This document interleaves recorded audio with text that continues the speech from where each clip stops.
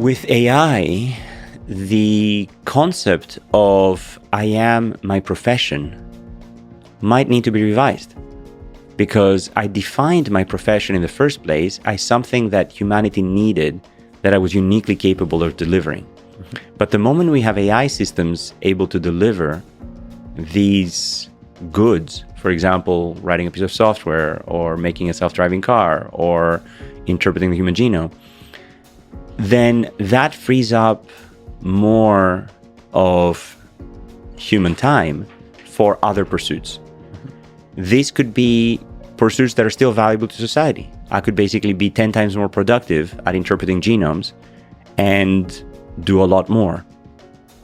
Or I could basically say, oh, great, the interpreting genomes part of my job now only takes me 5% of the time instead of 60% of the time. So now I can do more creative things. I can explore not new career options, but maybe new directions for my research lab. I can sort of be more productive, contribute more to society. And if you look at this giant pyramid that we have built on top of the subsistence economy, what fraction of US jobs are going to feeding all of the US? Less than 2%. Basically, the gain in productivity is such that 98% of the economy is beyond just feeding ourselves.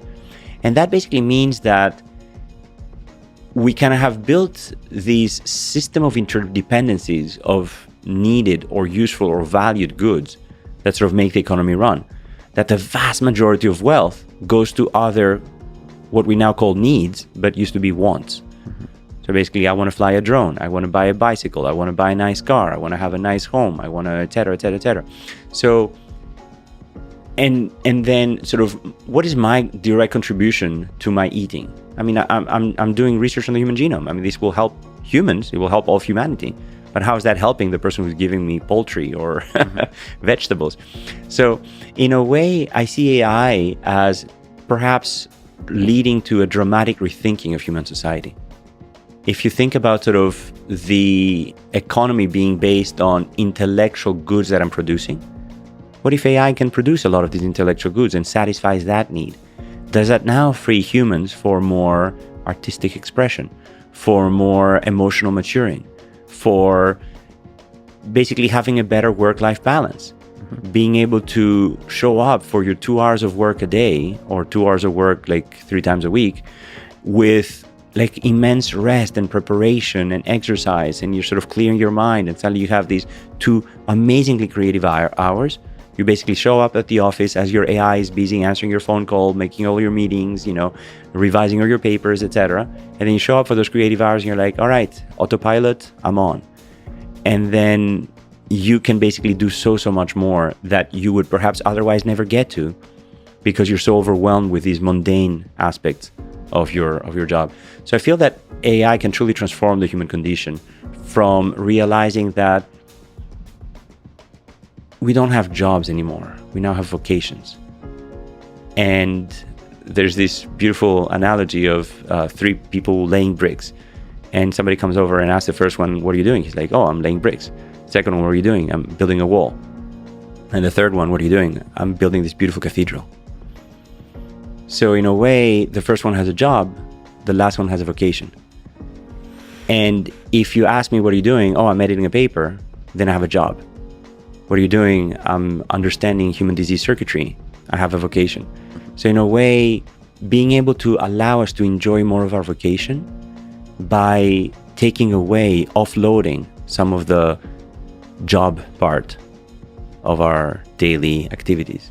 So we all become the builders of cathedrals. Correct. Yeah, and we follow intellectual pursuits, artistic pursuits.